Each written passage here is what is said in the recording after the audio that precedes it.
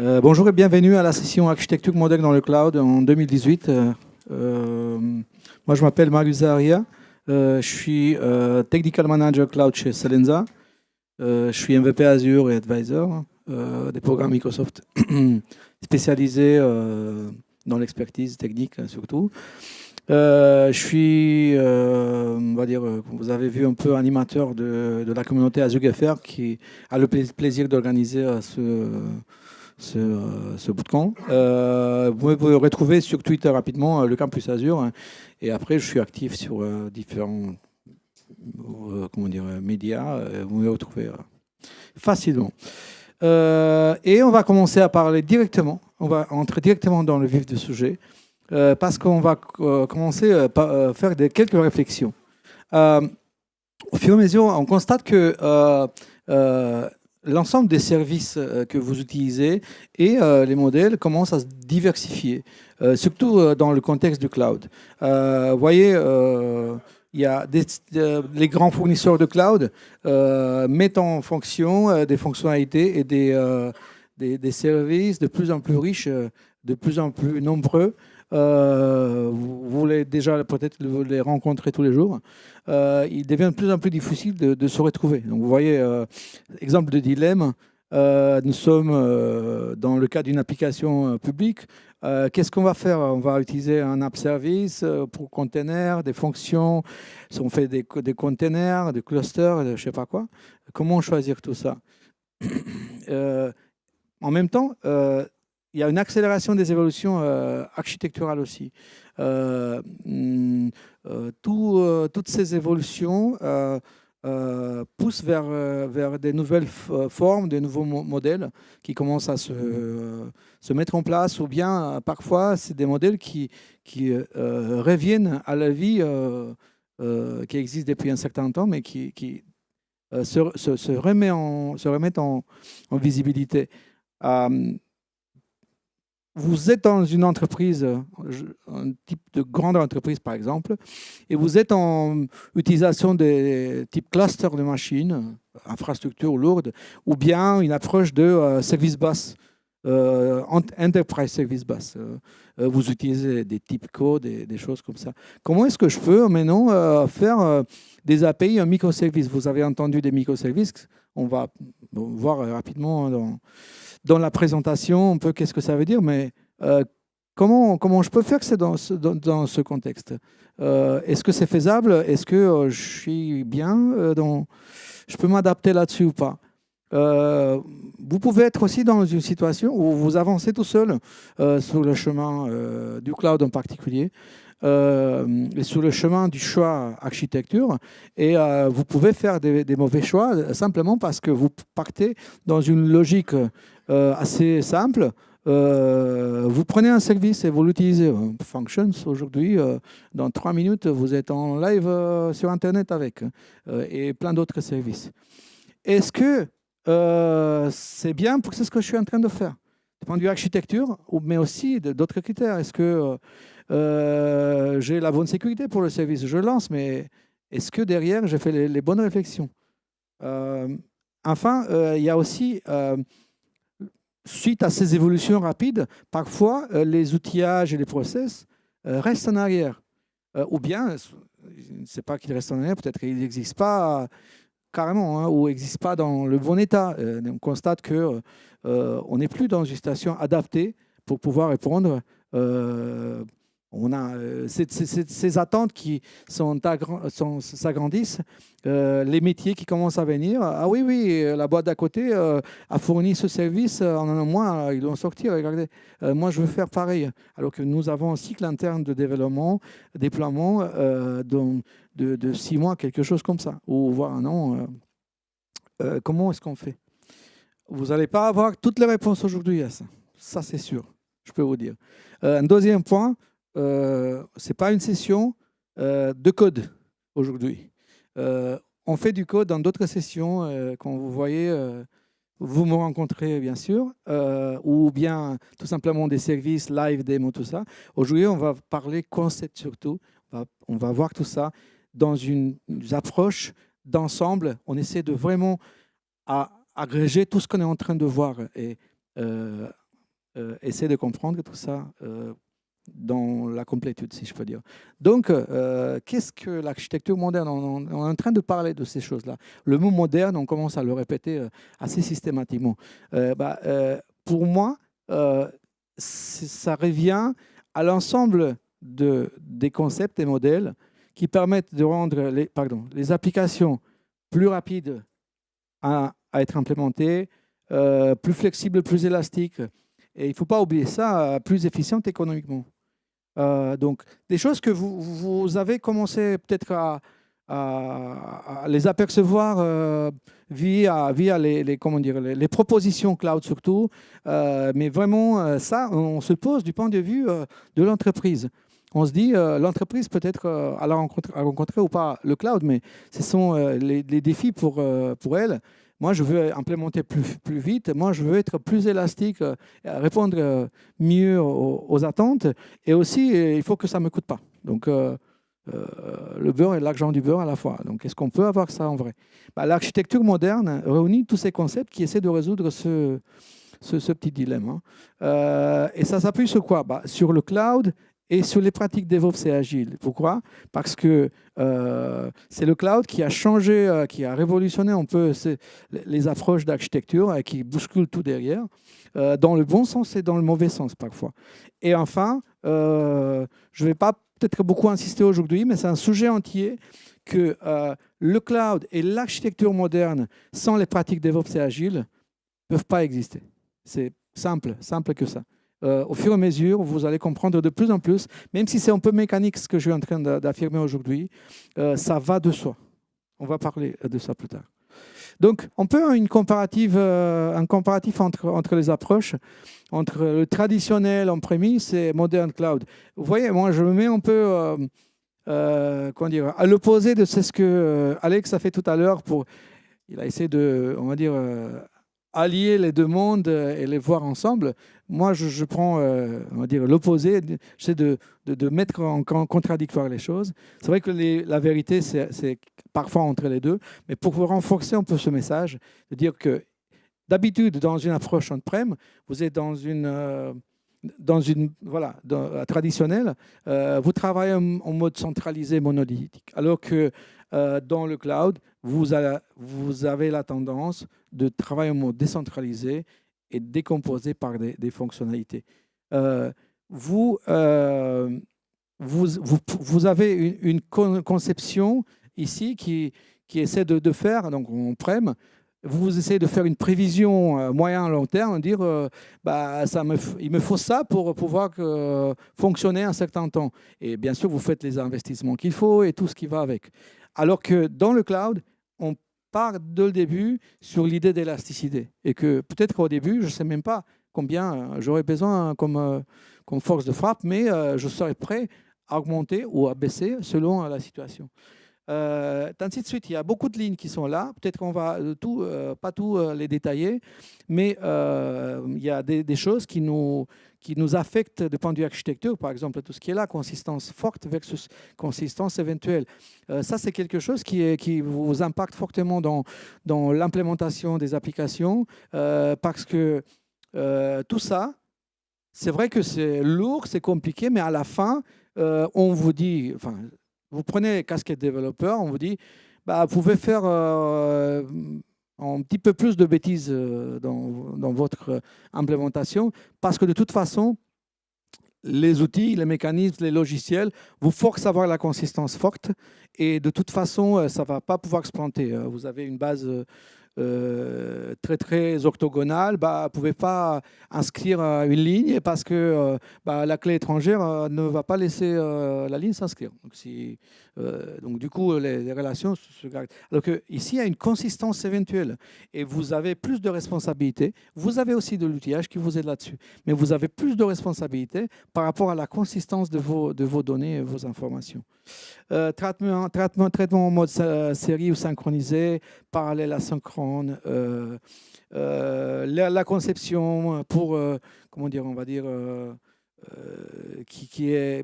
on va dire, oublie quelque part l'aspect échec, alors qu'ici, on se projette carrément dans la situation, on se dit, là, ça va se planter.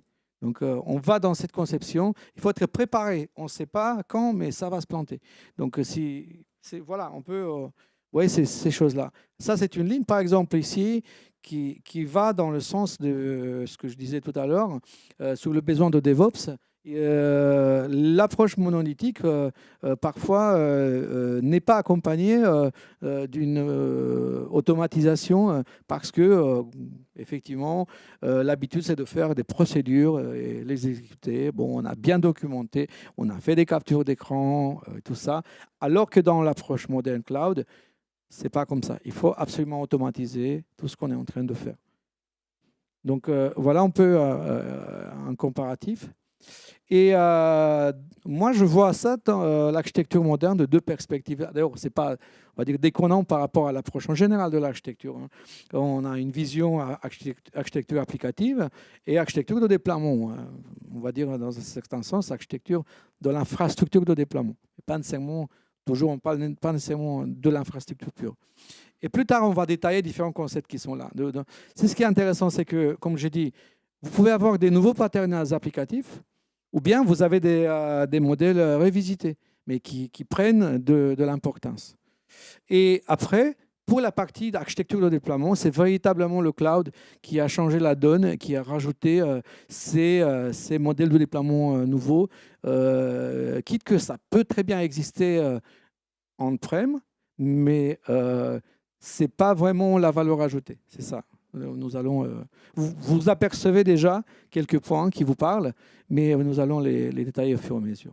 Donc, on va discuter d'abord de l'architecture applicative. Et le premier point est lié au microservice. Donc, ce mot est présent sur toutes les langues aujourd'hui. On va pas, et surtout aujourd'hui, le but, ce n'est pas de faire l'entrée en détail de chaque concept parce que ça va nous prendre toute la journée, évidemment. C'est de faire plutôt un rappel des différents concepts, mais surtout les voir du point de vue vision globale de l'architecture. Okay.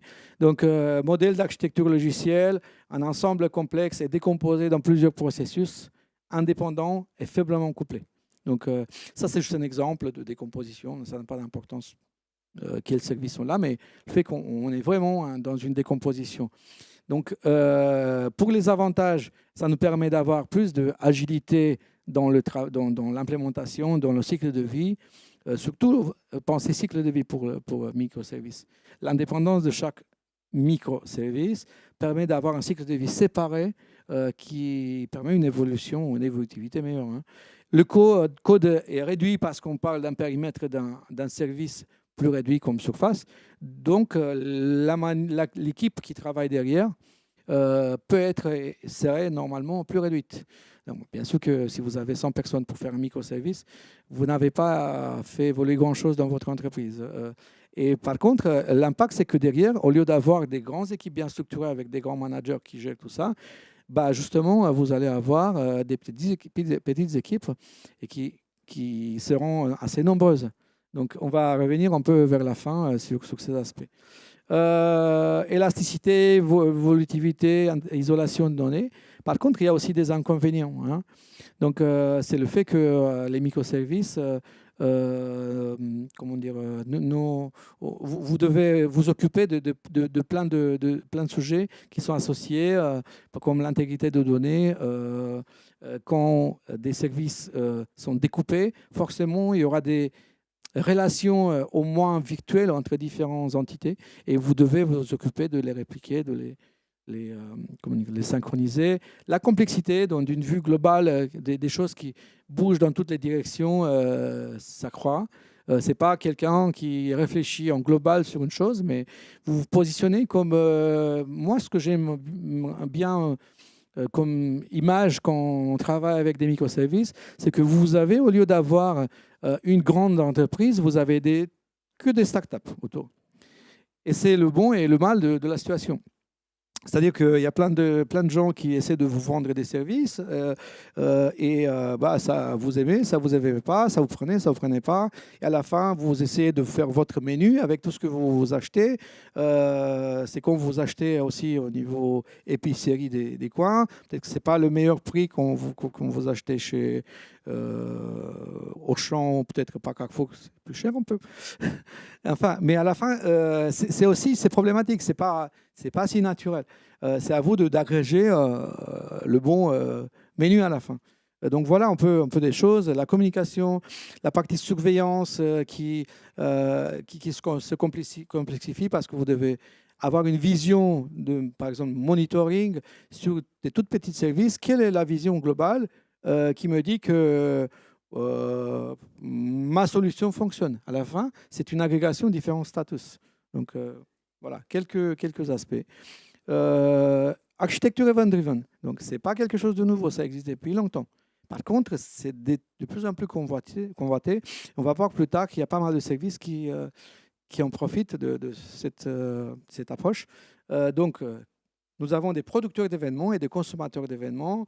Et derrière, effectivement, ce découplage pour nous permettre d'avoir cette approche de détection d'un événement, réagir là-dessus et derrière consommer l'événement par différentes manières selon les consommateurs. Donc avec, encore une fois, les avantages, là je pense qu'il y a une petite boulette, c'est pour ça que je vais vite passer. Pour ceux qui ne l'ont pas vu, tant mieux. On passe au service suivant qui est CQRS, au modèle suivant qui est CQRS, Command and Query Responsibility Segregation. Donc ça c'est aussi un modèle de développement qui existe depuis un certain temps, mais qui est bien renforcé dans ces jours-là. Il s'agit simplement de séparer la partie écriture de la partie lecture. Différentes opérations qu'on vous les faites, vous les séparez selon votre segmentation, mais l'essentiel, c'est surtout entre écriture et lecture. Et avec une mise à l'échelle indépendante, avec des schémas de données optimisés, avec la séparation de sécurité, parce que vous avez clairement une séparation entre qui peut écrire, qui peut lire. Et vous simplifiez bien sûr la partie requêtage parce que vous n'êtes pas nécessairement sur la même structure entre les deux. Mais de l'autre côté, vous avez sur tout ça la consistance éventuelle. C'est le fait que vous n'aurez pas une garantie absolue qu'à l'instantané près, les données qui sont écrites là soient déjà lisibles là. Donc, encore une fois, c'est quelque chose comme concept à avoir en tête. Et il y a des manières de pallier ça, bien sûr, évidemment, avec les outillages. Autre modèle, donc orchestration, workflow moderne. Donc la partie orchestration, c'est un sujet assez lourd dans l'entreprise qui a nécessité des outillages et des solutions assez fortes. Nous, tout ça évolue vers du cloud, et c'est pour ça que je dis moderne, parce qu'on a accès à des solutions qui nous permettent de faire du workflow ou de l'orchestration proprement dite, mais de manière beaucoup plus flexible, basée sur des connecteurs préconstruits et tout ça. Architecture lambda, vous voyez que je donne aucun exemple pour l'instant, et c'est volontairement fait comme ça. Je préfère vous présenter, vous rappeler différents modèles, et plus tard on verra effectivement des exemples, parce que les exemples vont nous permettre de positionner les services dont on parle dans différentes catégories et différentes cases. Okay. Donc, architecture lambda, encore une fois, c'est quelque chose d'assez intéressant, avec typiquement une chaîne, c'est pour une architecture de données, un traitement de données, et vous avez une chaîne qui traite les données de type batch, donc en exécution périodique, et une autre chaîne qui est de type event live, qui permet de traiter en temps réel. Et à la fin, tout ça se réunit pour former, on va dire, une structure qui a à la fois les avantages des deux mondes. C'est-à-dire que le batch vous permet de traiter les grands volumes et analyser les grands volumes du point de vue profondeur, alors que la partie live vous permet d'avoir une réaction rapide et immédiate aux événements qui sont fournis.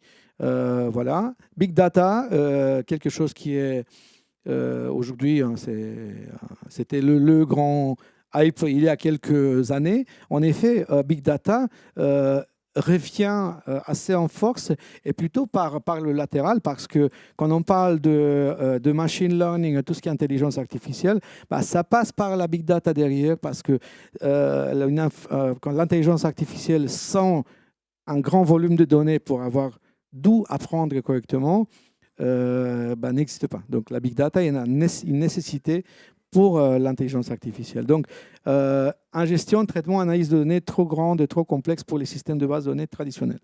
Okay. Et après, Big Compute, ça existe également depuis longtemps, sauf que bah, on n'avait pas tout ça à disposition, des HPC, des grands modules, et surtout comme modèle de développement, bah, c'était assez complexe, ça reste complexe, sauf qu'aujourd'hui, on a beaucoup de moyens pour faire nous-mêmes du Big Compute dans notre jardin, si on veut, dans notre garage, grâce au cloud, encore une fois.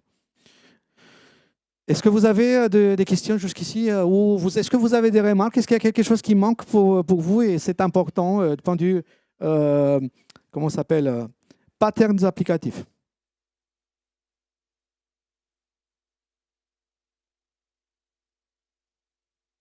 Oui, oui, ça c'est un très bon point. Oui, un très bon point. Donc, architecture réactive. C'est quelque chose pour moi qu'on peut très bien lier à event-driven architecture. Donc, une architecture réactive est une architecture un modèle qui fait réagir à quelque chose qui se passe dans un contexte, dans un autre endroit de l'application, de la solution, tout ça. Pour moi, c'est quelque chose qui peut être lié à l'event-driven, parce qu'on parle de quand on réagit à quelque chose, on réagit à un événement. Donc pour moi, c'est plus ou moins la même chose. Après, au niveau de la technique et au niveau de la manière de voir les choses, oui, ça va se différencier.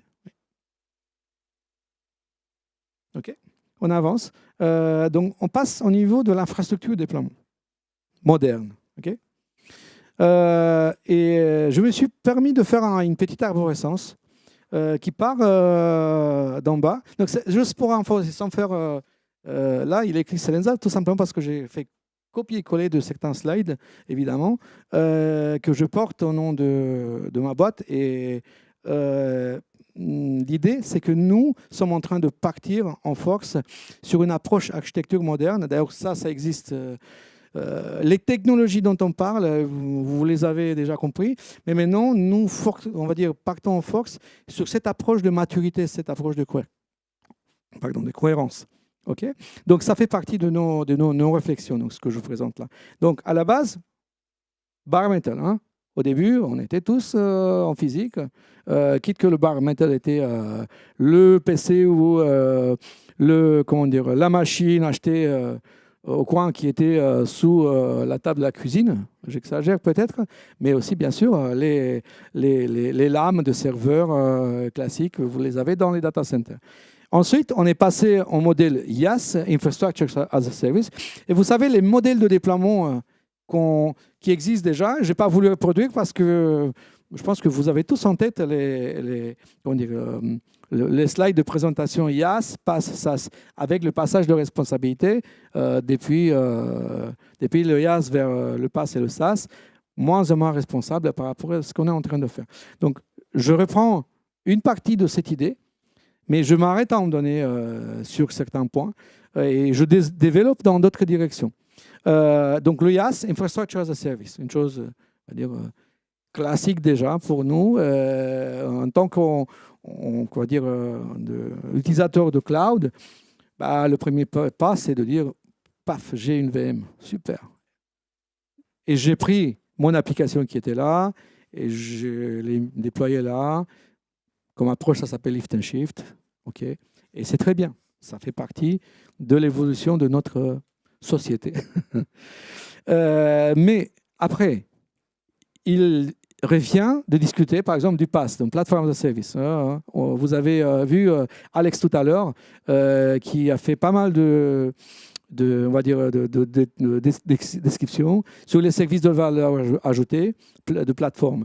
Maintenant, ce que je veux souligner ici, qu'on aura du PaaS augmenté. Tout ce qui est là, je vais détailler juste après. Okay, mais pour vous montrer un peu l'arborescence.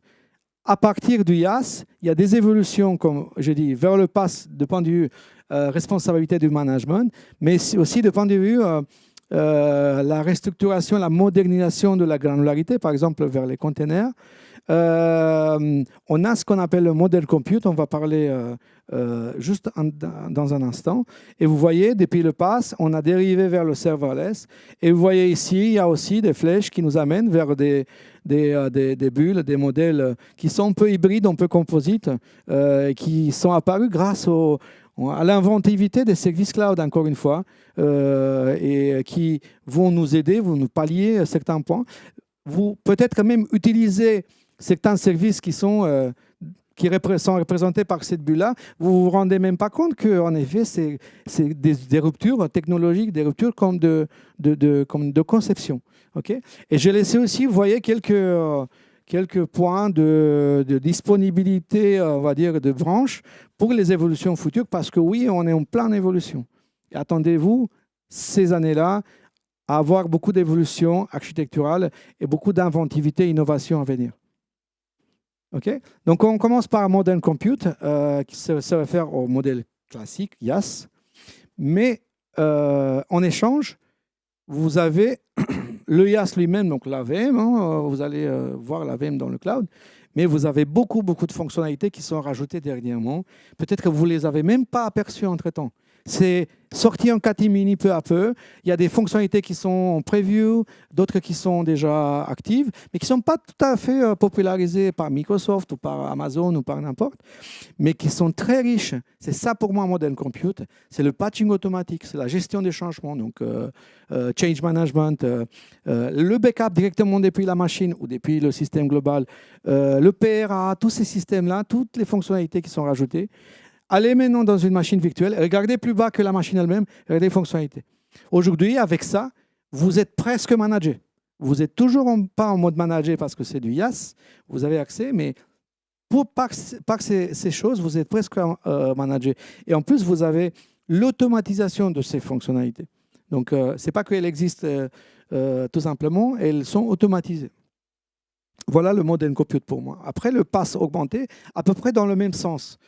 Aujourd'hui, le PaaS, on connaît bien, ça nous permet de déployer de l'applicatif sur des instances qui sont managées par le fournisseur de cloud. Mais il y a beaucoup de fonctionnalités qui sont rajoutées. Il y a comment dire, un enrichissement de ce service qui nous amène à quand même le marquer de manière particulière comme un service peut-être un peu classique par rapport à ce qui existait il y a quelques...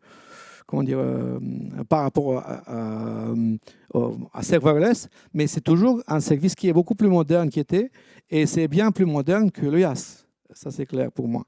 Donc, identité, authentification, gestion de domaine, notification push, déploiement automatique, les multislots, monitoring avancé, test de performance. Tout ça, ça existe aujourd'hui dans un app service web app.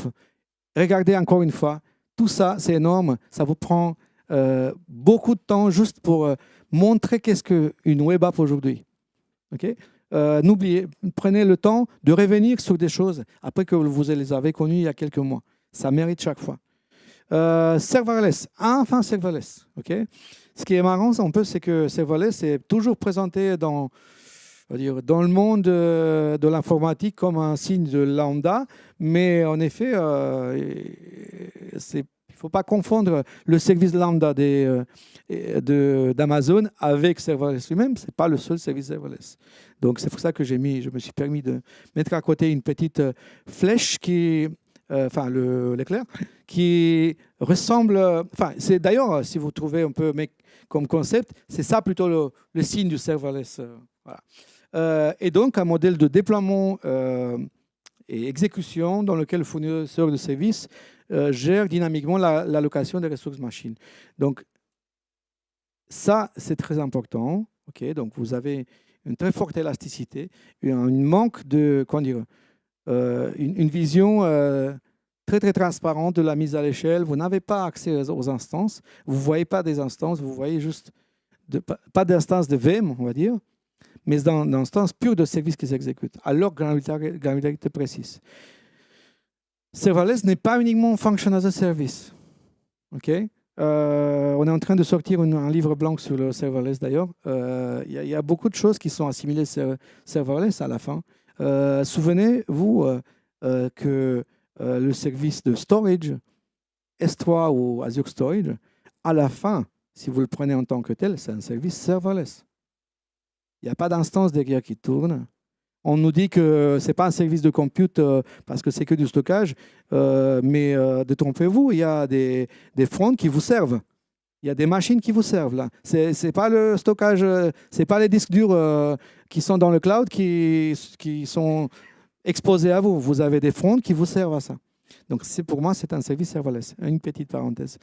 Donc, avantage, mise à l'échelle transparente, opération dans le sens, les opérations, donc le service est managé par le fournisseur de cloud pour vous, la productivité, parce que vous développez super vite et vous partez, et après le coût, comment dire, même dans des calculs compliqués, il faut avoir vraiment un cas d'utilisation assez bien poussé pour réussir à battre le modèle économique d'une Azure Functions ou d'un Lambda. C'est très étonnant et je l'ai testé plusieurs fois, mais j'ai du mal à battre le modèle économique et fournir une application qui dit à la fin, bah, c'est mieux que je la mette en place parce que je remplis bien les instances moi-même et je sais bien comment faire. Je vous invite à faire cet exercice et après, ça coûte plus de faire cet exercice que de tout simplement y aller. Donc vraiment, le coût, c'est un facteur important. Bravo aux fournisseurs de cloud qu'ils arrivent à faire ce mécanisme, parce que ce n'est pas évident. Par contre, de l'autre côté, vous avez, à un moment donné, des limites de performance. Vous êtes limité à la quantité de mémoire que vous utilisez, les ressources, voilà, la consistance qui est éventuelle. Et attention au monitoring et dépannage. Sur Azure Functions, nous sommes plutôt bien munis. Sur Lambda, ce n'est pas évident. Donc, c'est quelque chose qui est à voir et que ça ne s'applique pas dans tous les cas. On est d'accord. Container. Donc, vous voyez, le slide est assez simple pour les containers parce que vraiment, je ne veux pas redéfinir l'idée de container en tant que tel.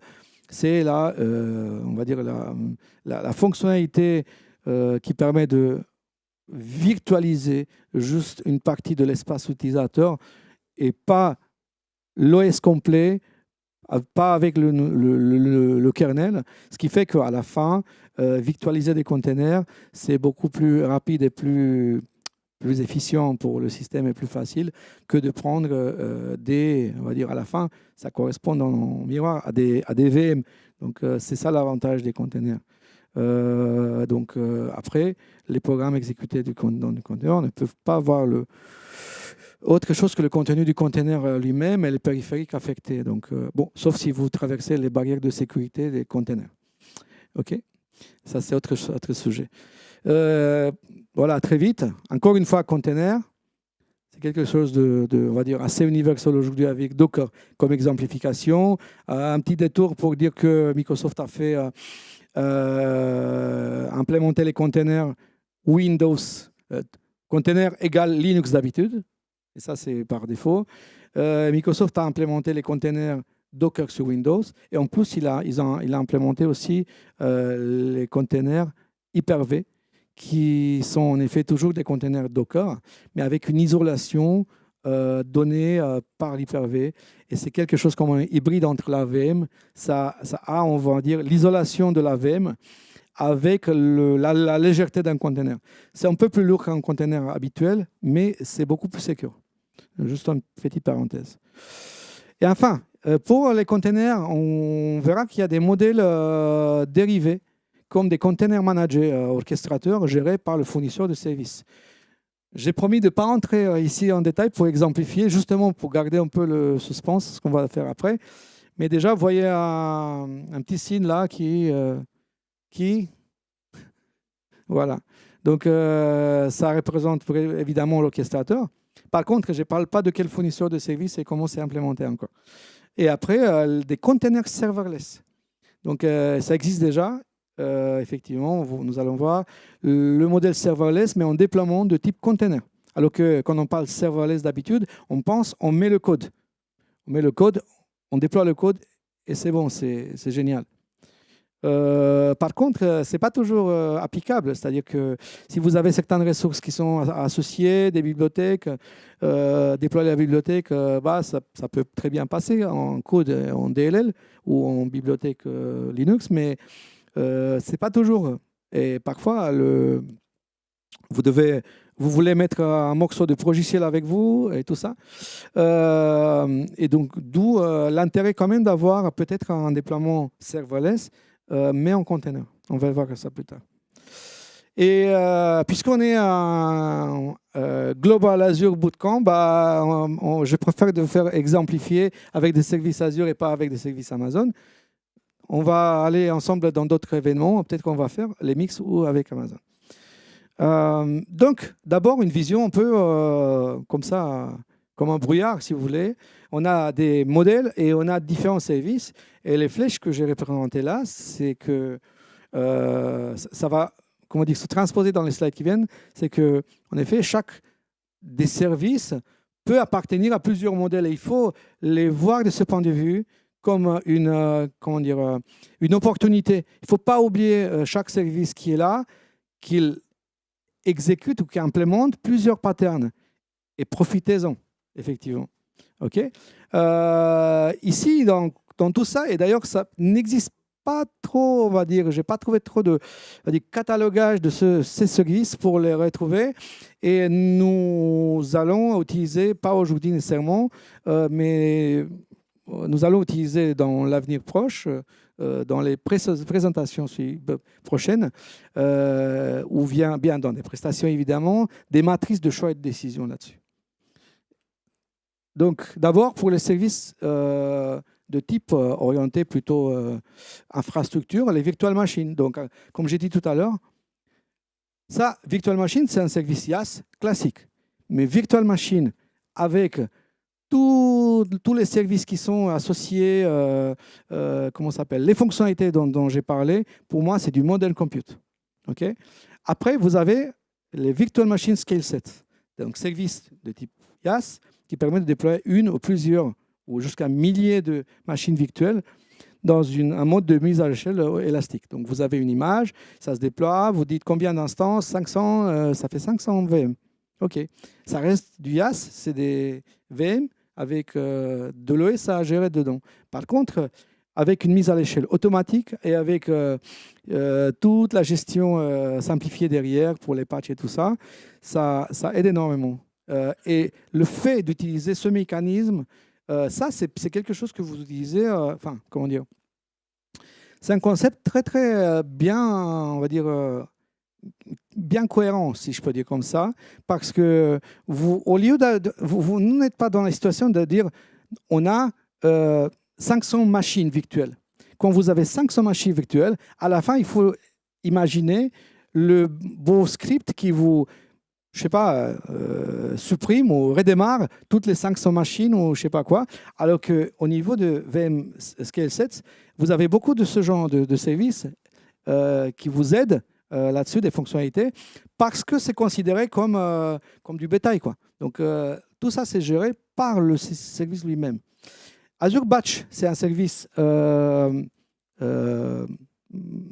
qui permet d'exécuter des applications de calcul de performance et parallèle à grande échelle. Donc, ça vous permet de déployer, par exemple, du code, mais sur des parcs de machines qui sont instanciées à la volée pour vous, et après qui sont réduites à néant juste après l'exécution.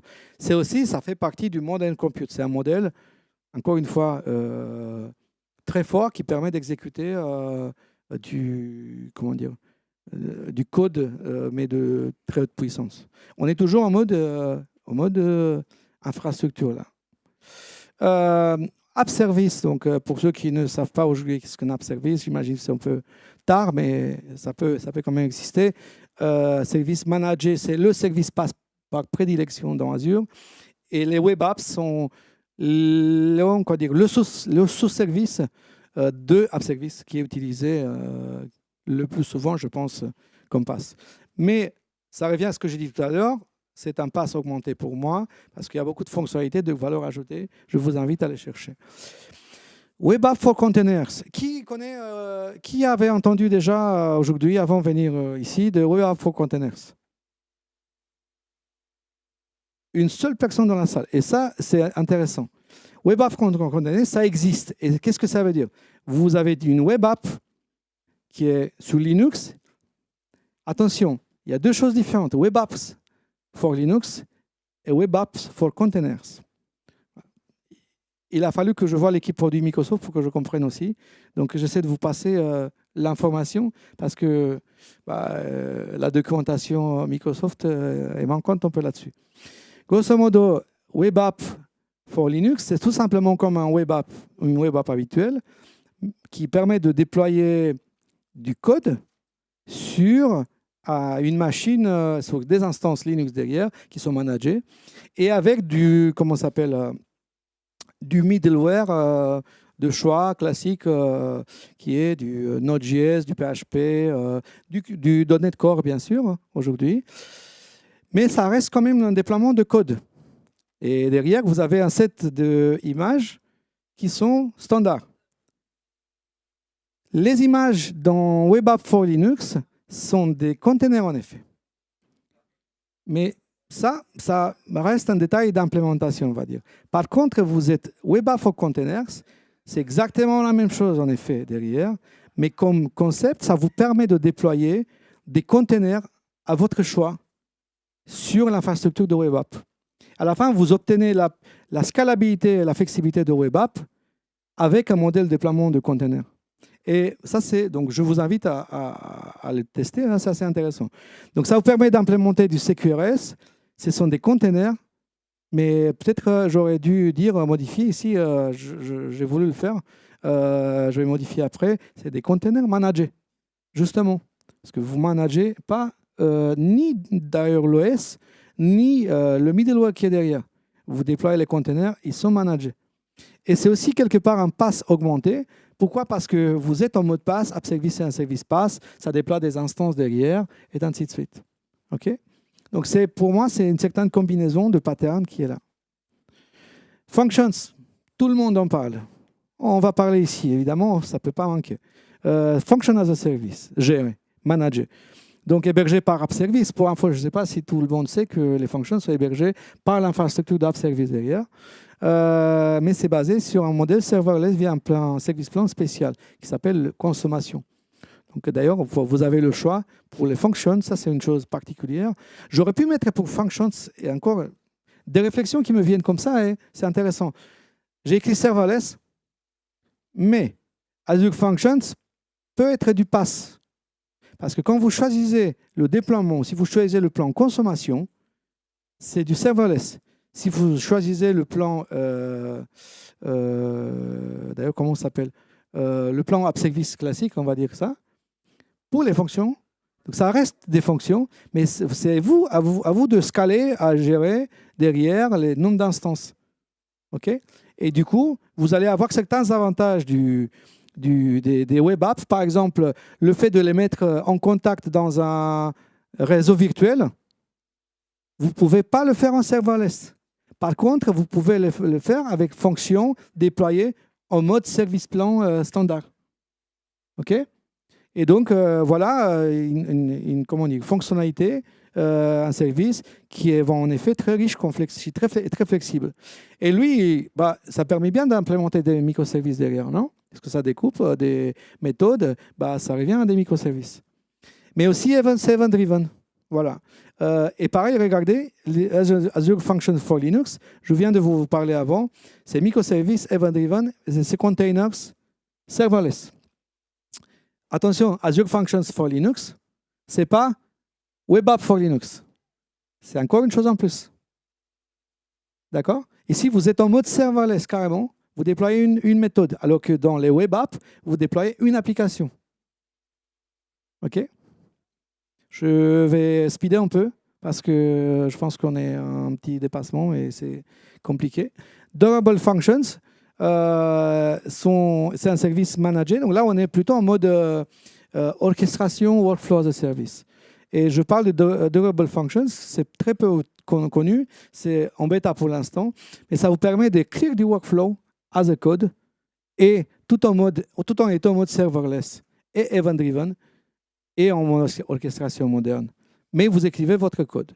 Au contraire de ça, Logic Apps, c'est un service managé qui permet de faire ces processus d'entreprise automatisés basés sur des connecteurs et sur des flows visuels. Donc, voilà. Donc, c'est plus robuste, plus mécanique à implémenter, mais vous n'avez pas peut-être toute la flexibilité. Donc, combiner, ça peut être... Enfin, le bon choix, c'est à vous de faire. Donc, c'est serverless, c'est event-driven modern orchestration pour moi. Et enfin, Azure Event Grid, un service événementiel, donc c'est tout neuf dans Azure.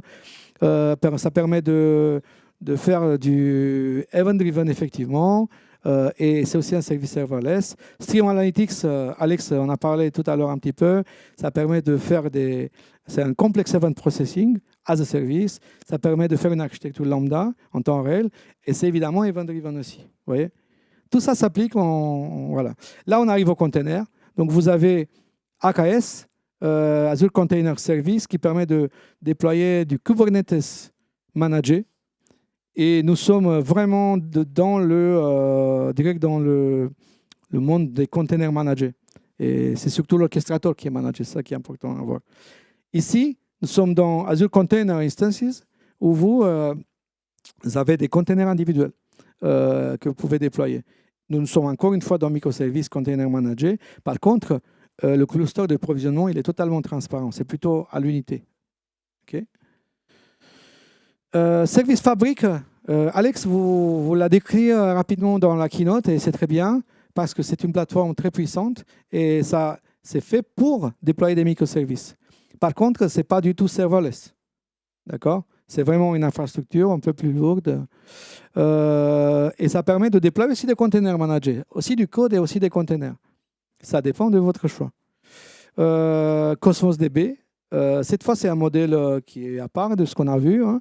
C'est du NoSQL, qui est aussi, pour moi, un concept moderne de base de données. NoSQL, c'est assez récent et ça correspond pour moi à la définition. Et ça correspond pour moi à un pass augmenté. C'est-à-dire que vous gérez les unités d'échelle. C'est à vous de les gérer. Par contre, ça a beaucoup de fonctionnalités, de richesse, déploiement global, réplication, tout ça. C'est vraiment très riche. Questions ou des remarques ou des controverses là-dessus sur ce que j'ai présenté. Est-ce que c'est quelque chose qui ne va pas dans la bonne case pour vous?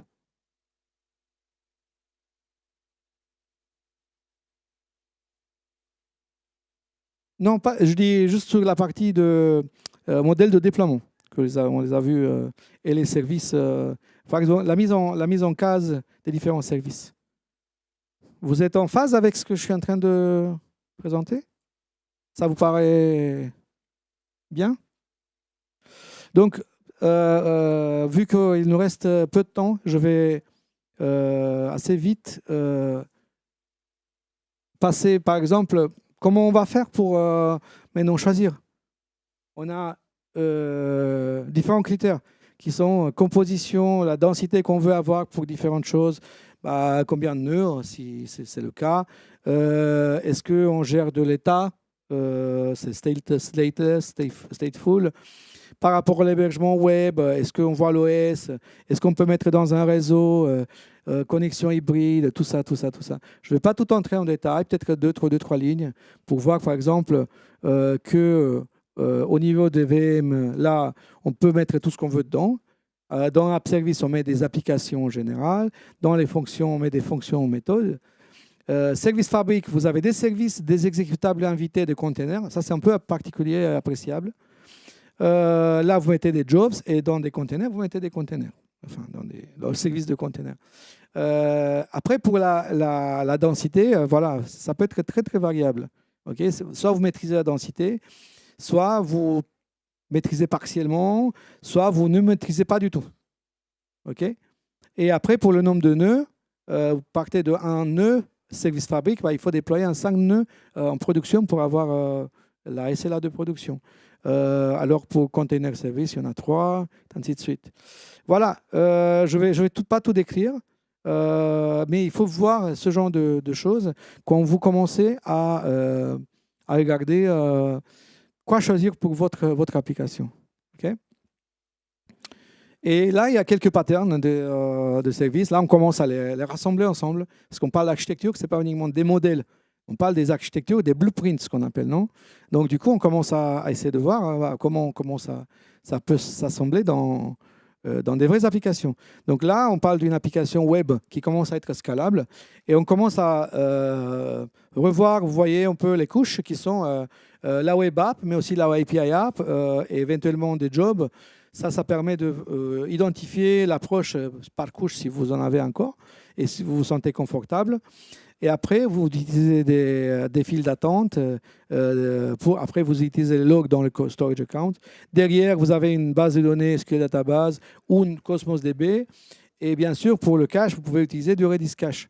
Plein de services dont on n'a même pas parlé. On n'a pas le temps de tout parler, évidemment. Mais tout ça, ce cadre, regardez, tout ça, bah, il n'y a nulle part des serveurs. On a Azure Active Directory, on a ADNS, DNS et tout. Donc voilà. Je pense que je vais vous laisser plus tard à revoir différents modèles parce qu'on est à la limite du temps. Je sais pas c'est de ne pas prendre tout le temps de Shuruk. Mais peut-être que je vais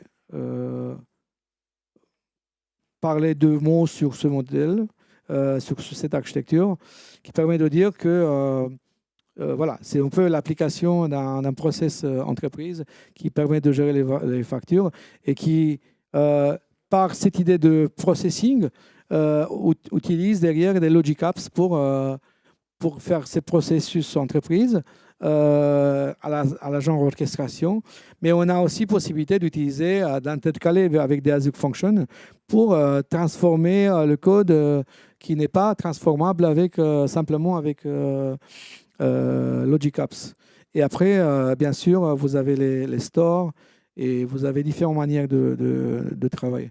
Devant, il y a un point dont on n'a pas parlé, mais pour moi, peut-être qu'il y a une chose que je n'ai pas listée, qui est très importante aujourd'hui dans une architecture moderne, c'est le API management. Et ça, c'est vraiment la nouvelle vague de gestion des API. Souvenez-vous qu'avant, on parlait de la gestion des API centralisées dans des web methods, par exemple, et tout ça. Aujourd'hui, vous trouvez API management avec des services comme Azure API Management qui sont beaucoup plus light, mais beaucoup plus puissantes et flexibles. Et il y a un très, très, très grand intérêt des entreprises sur ces services. Enfin, juste 2-3 mots. Donc ça, c'est un chapitre entier qu'on va le traiter complètement à part à en donner. Et je vous invite à suivre nos posts et nos articles parce que c'est là le sens de la discussion. Tout ce qu'on a présenté jusqu'ici, c'est joli. Mais comment vous y arrivez? C'est par ça. C'est par la transformation technique et organisationnelle, par des actions de lift and shift, mais après des optimisations et ensuite de modélisation. Ça, c'est pour l'existence surtout, hein, on parle. D'accord? Mais ces étapes, vous allez les retrouver assez souvent dans l'infrastructure existante legacy. Des entreprises demandent, et c'est la réponse que nous donnons à cette question. Et elle est bien appréciée, cette approche, je peux vous dire. Et enfin, on doit réfléchir, en effet, quand je parlais ici de la modernisation, en effet, la modernisation, c'est bien ça. On a une application traditionnelle. Comment arriver à une approche moderne? D'abord, on prend l'application elle-même, on la déploie en tant que telle. Okay. Ici, l'exemple, c'est pour Service Fabric, mais il est très applicable en général. On le déploie en tant que tel co-exécutable. Après, on rajoute des microservices autour. Parce qu'on commence à réfléchir en termes microservices, les nouvelles fonctionnalités, on commence à les développer microservices. Après que tout ça commence à avancer, ça fonctionne, on prend le temps de démanteler le monolithe qui était. On le fait en grands morceaux, et après, chaque morceau, on fait comme une grande pierre, quoi.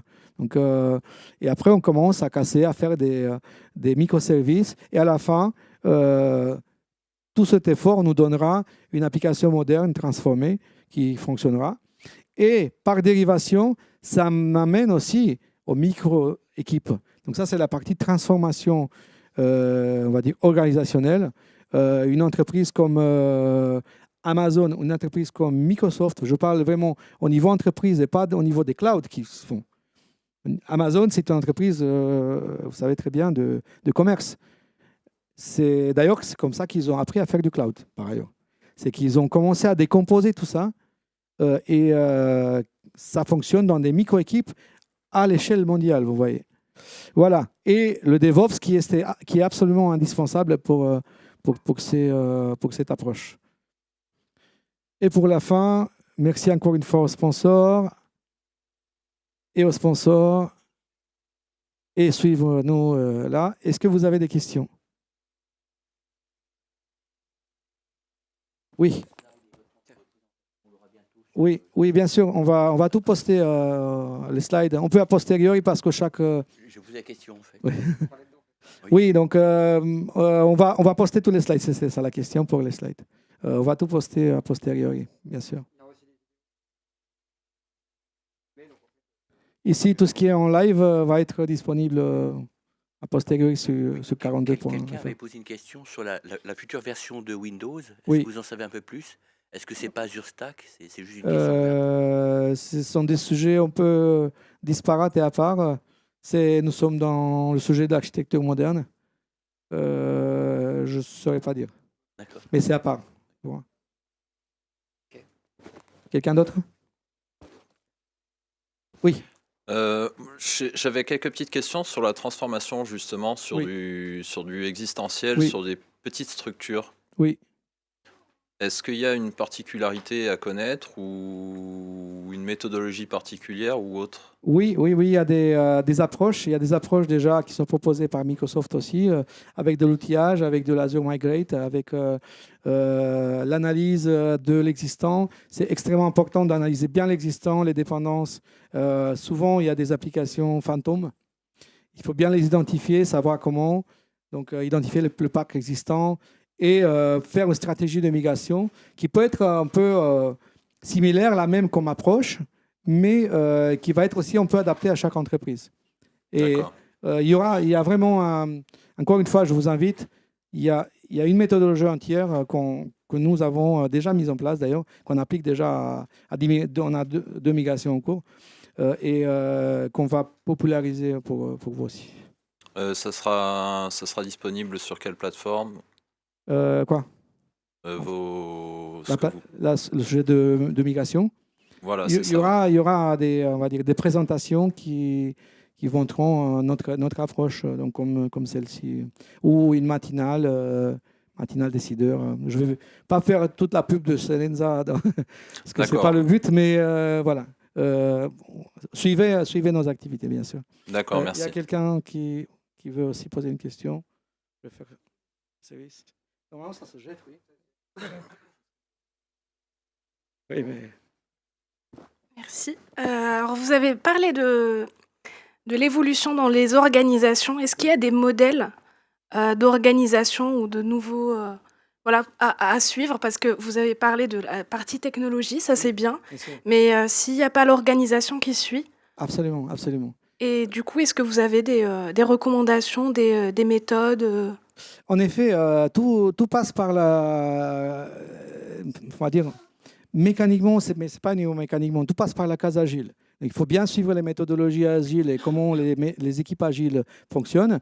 Et c'est totalement différent de la manière dont les entreprises fonctionnent aujourd'hui. Et c'est certainement pas les mettre devant et les décomposer demain matin dans des équipes agiles, ça ne va jamais fonctionner. Ça va faire un rejet total. Je l'ai vu déjà, même si l'essai a été juste partiel sur une technologie. Je l'ai vu et ça a rejeté totalement la technologie. Donc il y a une approche globale qui doit être stratégie spécifique de transformation de l'organisation, formation dans tout ce qu'on en voit là. Il faut former tous les gens qui vont travailler pour comprendre qu'est-ce qu'ils vont faire.